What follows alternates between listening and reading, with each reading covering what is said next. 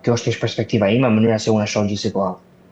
Ndërkohë, debatet në KLP janë debate mendoj normale midis kolegëve, profesionistëve. Nuk do doja të hyja në fakt, duke thënë që nuk e njoh mirë profilin e KLP-s, nuk do doja të hyja tek argumentimi pse ka debat apo jo, dhe cilat figura apo palë në KLP duhen ruajtur në status quo dhe cilat jo. Gara për shef të SPAK-ut është një garë shumë e rëndësishme, në fakt ne mund ta krahasonim me një garën për kryeminist apo garën për president. Është një garë shumë e rëndësishme si institucion.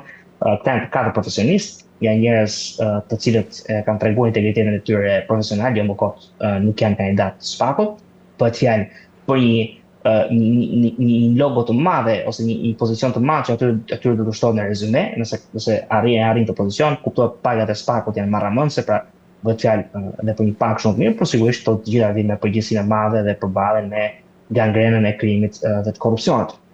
Kështu që në këtë sens mendoj që këto debate janë thjesht produkt i tensioneve normale që lindin kur ka gara të këtij lloji. Mirë, Ruel, dje kemi tjetër insert dhe më pas rikthehemi për diskutuar. Shqipëria po përballet me një val të rritjes së dhunës dhe atentateve ku ngjarjet e fundit kanë tërhequr vëmendjen e publikut dhe institucioneve. Sipas të dhënave zyrtare, gjatë vitit 2025 janë regjistruar rreth 35 vrasje, nga të cilat disa konsiderohen atentate të organizuara. Ngjarjet e fundit përfshin vrasjen me armëzjarrit të Gilmandu Danit në zonën e aeroportit të Rinasit, si dhe vrasjen e biznesmenit Elbasan, por e disa plagose të tjera në shtete të ndryshme. Të dhënat tregojnë gjithashtu përdorim të armëve dhe mjeteve eksploziv në disa raste, duke arritur shqetësim mbi sigurinë publike.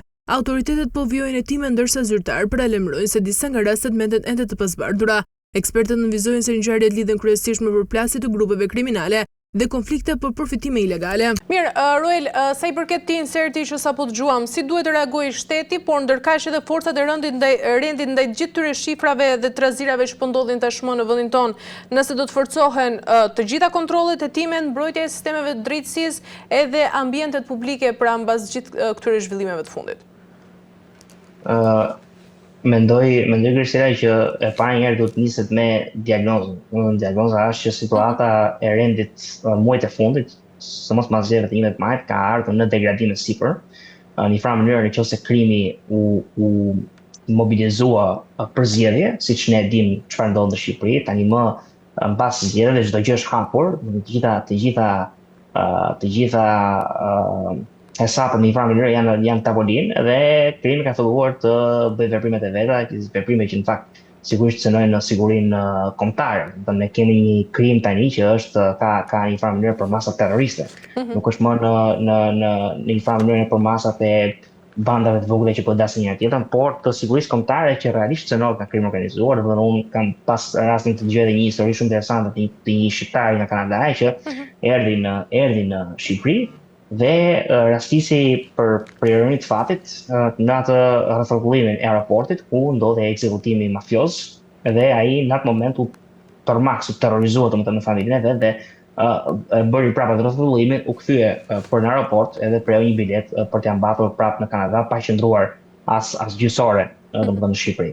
Që këto janë histori të cilat ne duhet realisht na bëjnë të reflektojmë sepse ky është një vend që ka probleme të mëdha me rendin dhe me sigurinë. Nëse krimi organizuar dikur ka qenë në nivelin e bandave, krimi organizuar sot është një mafia e madhe, një organizata kriminale që sillen si mafia dhe kanë zonat e tyre të influencës, zona ku policia shtetit nuk dot, ka krimi në disa zona, disa raste ka në një farë mënyrë ndikim të drejtë për drejtë tek emërimi i shefave të policisë së shtetit, që sigurisht e bën krimin shumë të shtetshëm, ka fuqi ekonomike sepse ata në amnistinë fiskale investojnë ku duan edhe janë pronar lokalesh, restorantesh, baresh, resortesh në emër të bumit turistik dhe turizmit masiv. Pra krimi tani më ka fuqi ekonomike, ka fuqi politike, SPAK-u ndoshta është zhvillimi mur ndarës i cili nuk e lejon krimin në një farë mënyrë të kontrollojë shtetin shqiptar, por në një farë mënyrë të gjitha hallkat e tjera shtetit për SPAK-ut janë kontroll në krimit organizuar dhe ky është një problem shumë i madh.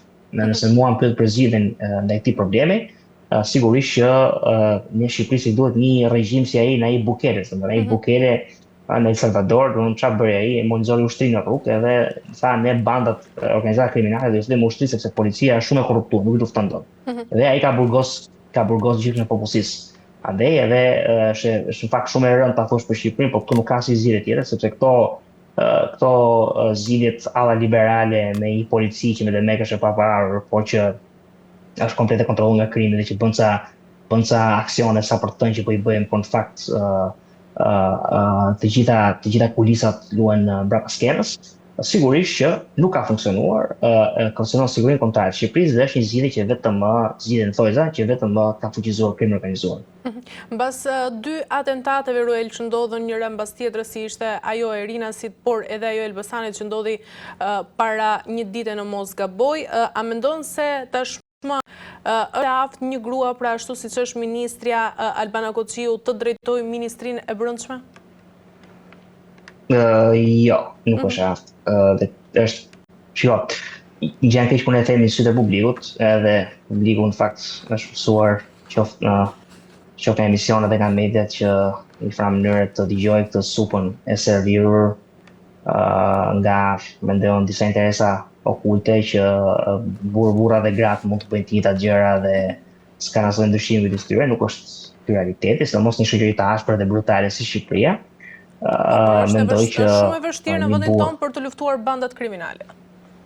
Shumë e vështirë për të ku je grua për të luftuar banda kriminale, për arsye që janë të ditura dhe janë thellësisht biologjike, s'kemi asnjë gjë me gratë, por mendoj që lufta ndaj krimit organizuar nuk është se po e lufton krimin në Suedi, më kupton, domethënë po e lufton ose në Norvegji, po lufton krimin në një vend i narkoshtetës si Shqipëria. Kështu që dhe dora e fortë e shtetit, sigurisht që gjatë historisë, siç ne e dimë, ka ardhur nga një burr ose nga burra. Dhe në kushtet kur është Shqipëria tani, ne na duhet patjetër dorë jo e fortë, por dorë e egër, e ashpër shtetit, jo vetëm me policinë, që është katandisur në një gjendje të mjeruar dhe është komplet në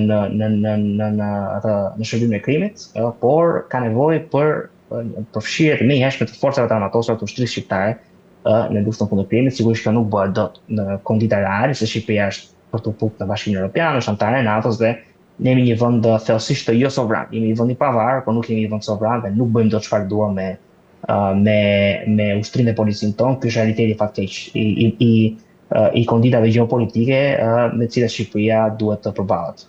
E qartë. Mirë, Ruel, për ta mbyllur pyetja fundit, sepse kemi arritur në fund, si do të evolojnë lidhjet mes krimit organizuar, politikës, pasurive dhe nëse do të ketë reforma serioze për të neutralizuar të gjitha këto rrjete? Është mendoj një pyetje $1 milion, sepse sigurisht ne nuk mund të parashikojmë dot çfarë do të ndodhi. Shqipëria me futjen e vet në Bashkimin Evropian do të rrisë kapacitetet e saj për të konsoliduar shtetin ligjor dhe për të luftuar krimin organizuar. Unë realisht jam I kësaj bindje. Nga ana tjetër, shohim edhe në urime që Departamenti Amerikan I Shtetit I bëri qeverisë shqiptare për pavarësinë e Shqipërisë për 28 nëntorin, shohim që qeveria amerikane ka një mënyrë theks të vendosur mjaft mirë ndaj luftës ndaj krimit organizuar, trafiqeve të drogës. SBA-ja ka për disa kohësh tani me administratën që po godet varkat me drogë që shkon drejt saj, duke konsideruar narkoterroristë organizatat kriminale të trafikut të lëndëve narkotike në Amerikën Latine, që në fakt në një pjesë të mirë të rasteve kanë lidhje konjunkturale dhe me organizatat shqiptare. Kështu që mendoj që erat për sa I përket luftës ndaj korrupsionit dhe trafiqeve të drogës po fryn në drejtimin e duhur, por duhet presim. E qartë. Mirë, Ruel, kemi arritur në fund. Faleminderit shumë për gjitha informacionet, ishte kënaqësi. Grisela, të falenderoj për ftesën, kënaqësi për mua. Mirë, të nderuar teleshikues, kemi arritur në fund të kësaj pjese të parë. Bëjmë një pushim të shkurtër dhe më pas rikthehemi në pjesën e dytë.